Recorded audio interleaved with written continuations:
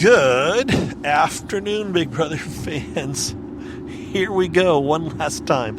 I've tried this multiple times today. This is the second podcast of the day. It is Monday, October 14th, day 91 in the Big Brother house, but Big Brother is now over. So I recorded a short one this morning because I ran out of time, but we're going to record a longer one right now and go over most of what I told you this morning as well. So if you don't want to hear a repeat, sorry, that's what you're getting. We're going to go back to last Friday. That is the point where I don't remember if we knew the results of part 2 yet, but I do now, and I think we did then, and now we've actually seen parts 1 and part 2 and part 3 played on the show, so let's talk about all of that.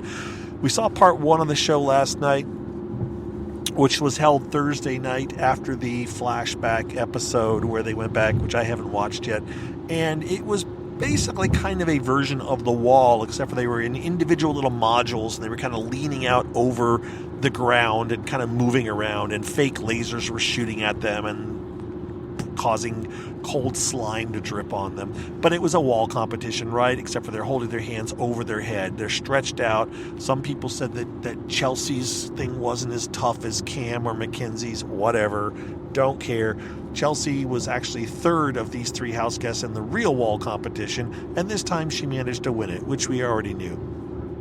So Chelsea won part 1. We proceed to part 2, which they showed on last night's episode. That was just between Mackenzie and Cam. It was puzzles. It was a move a peg through a bunch of slots and a couple of dials and twists and turns they had to make. And then once you completed that 3 times, then you had to plug in a bunch of cords into a little center console. And once you did that, then thanks to Derek contacting them, Ainsley was destroyed, right? So they did all that. Mackenzie easily beat Cam, and Ainsley blew up. Yay, they saved the world, right? That was the end of Ainsley.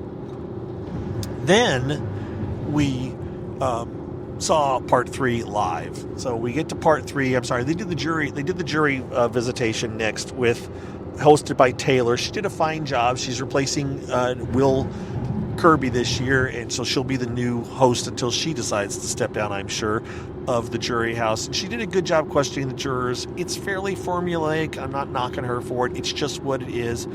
I'd prefer it when they used to do the jury live questioning, but you've heard me say that many times before. So the jury questioning went fine. Rubina came out and talked to everybody. And of course, the way they do the jury, you think, oh my gosh, it could be anybody could have a chance to win. It could be between Mackenzie and Chelsea, though. Nobody seemed to give Cam much of a shot. Fast forward to the next thing, which was part 3 competition between Mackenzie and Chelsea. Now they're standing, it turns out they were up in the upstairs bedroom, maybe, or up in the they were somewhere upstairs, because at the end they came down the stairs, and they were side by side with a partition wall between them, and they were told the version of 2 truths and a lie, right? They were given 3 things. 2 of them were true, 1 of them was false, and they had to pick the false thing. They called it bad data. And they were given 6 questions. They were presented by the animated avatars of the house of the 6 jury members, and they would, the jury members would say these things, and they would have to pick out the one that was false. They've done this before with regular video, right? It was 5-5 after 5 questions. The 6th question, I can't even remember whose it was. They were very slow in getting their answers. The girls were kind of joking back and forth about it, like, oh, I'm not sure, I don't know, yet they're 5-5, right? The last one, at the very last second, Mackenzie had her answer, and Chelsea switched her answer at almost the last second, to the point where Julie was saying, I need an answer. And people say that she had the same answer as Mackenzie, and she switched it to a different one. Now remember, they can't see each other, but that's what happened. Well, guess what? Chelsea had the wrong answer. Mackenzie had the right answer. Mackenzie wins. She is the final head of household. So Mackenzie won. That was a total of 11 competitions that Mackenzie has won over the course of the season. Chelsea has won, I think, at least 5 with the head of households. And she's the record holder for most head of households, I think, in a season. And Then you go to a commercial. Come back from the commercial. Now Mackenzie has to make the choice between Chelsea and Cam. They both get a chance to plead their case. Cam's is very simple. Cam's is do what's best for you and I'll respect it, yada, yada. Chelsea's is a bit more intricate, and Chelsea mentions, I know if I was in your shoes, I would have wanted it to be 2 women. She's been talking to her all week. She's been paving the way. Bear in mind, remember that she changed her answer at the last second. Bear in mind that she also had been telling Cam that Chelsea had been telling Cam that she was going to take Cam to the finals. Kind of curious. Chelsea doesn't get it.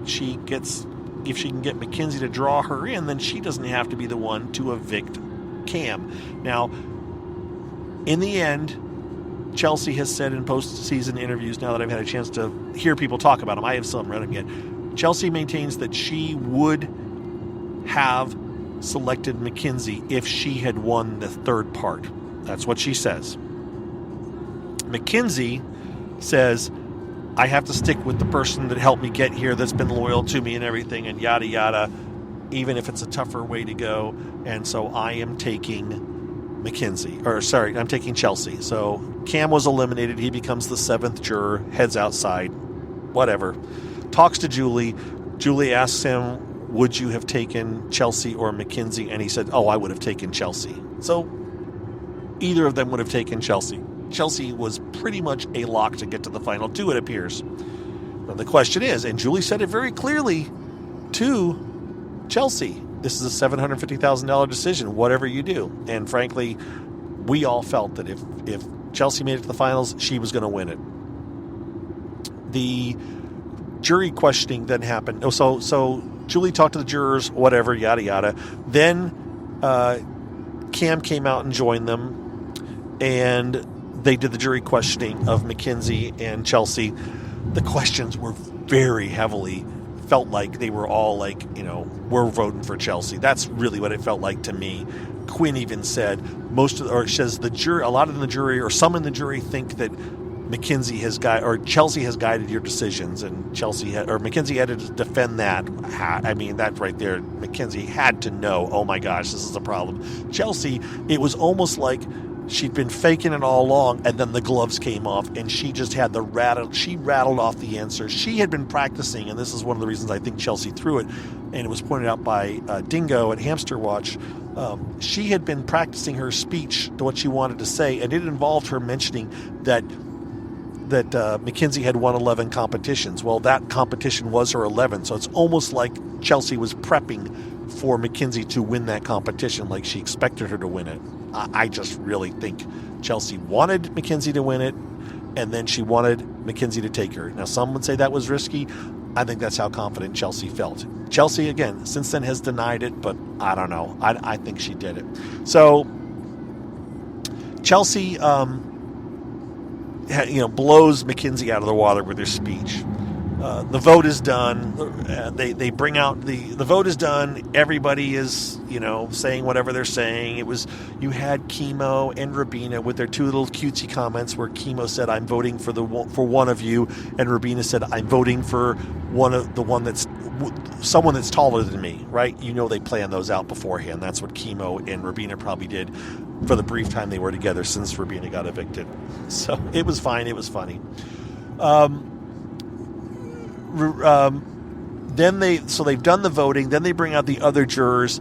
There was some awkward moments. Rabina was very happy to see Tucker. It was real that Tucker was the instigator.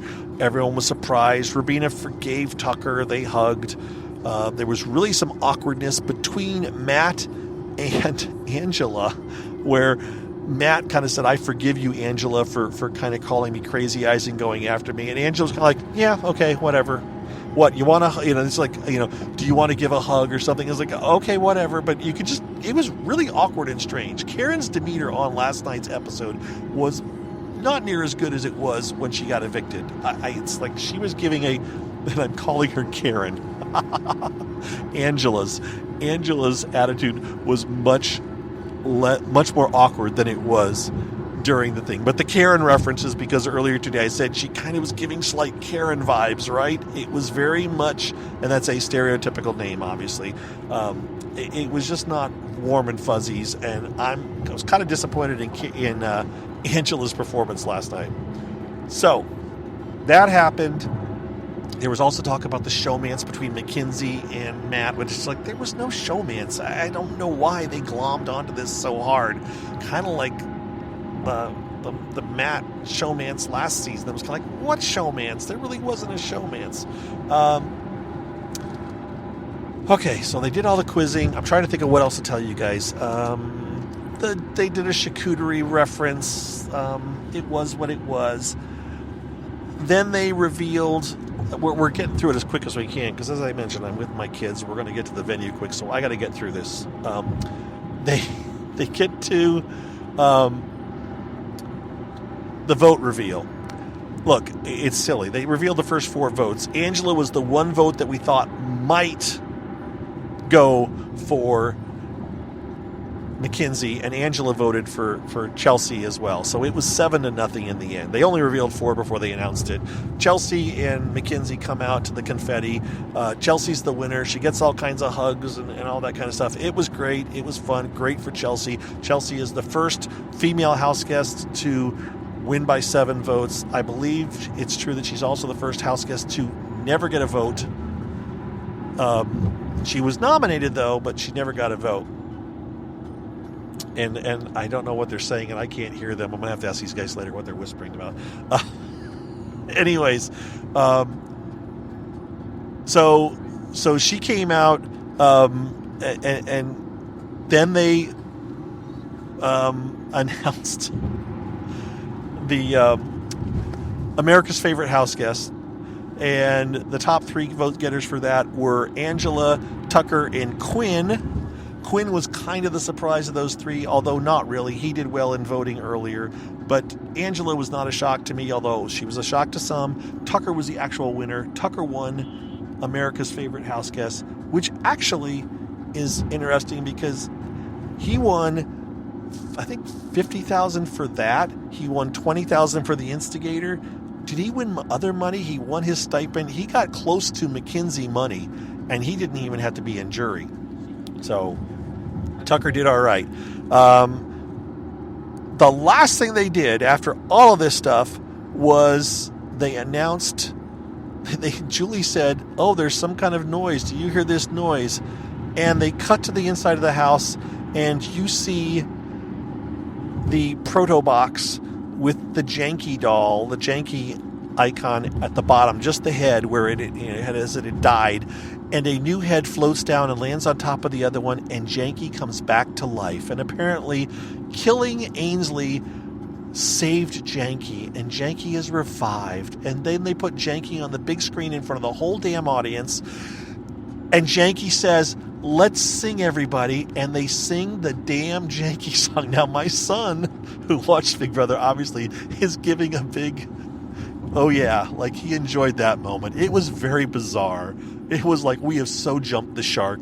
This show is just such a goof.